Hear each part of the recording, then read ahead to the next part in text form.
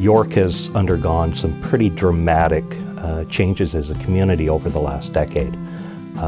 50 years ago, there were 50,000 people in York Region. Today, there's 1.1 million, and more than 40% of them were born outside of Canada.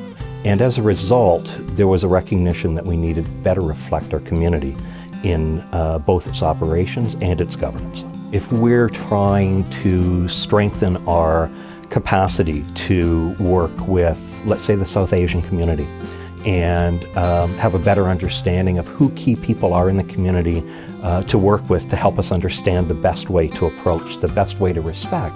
You've got a broad range of contacts because you have people now from that community who can talk to you in a very knowledgeable way about how best to approach, what some of the cultural norms may be that you otherwise wouldn't come across.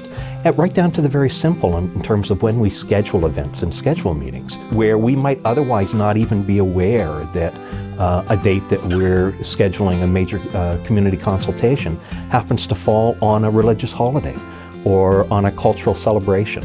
It's an ever-changing environment that we live. There are new waves of immigration. There are new waves of people arriving in our community, and we have to reflect their needs as well.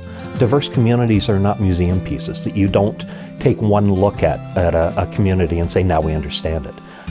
Just like mainstream communities change and shift and adapt to the world in which we live, so do all of the communities that make up that larger group.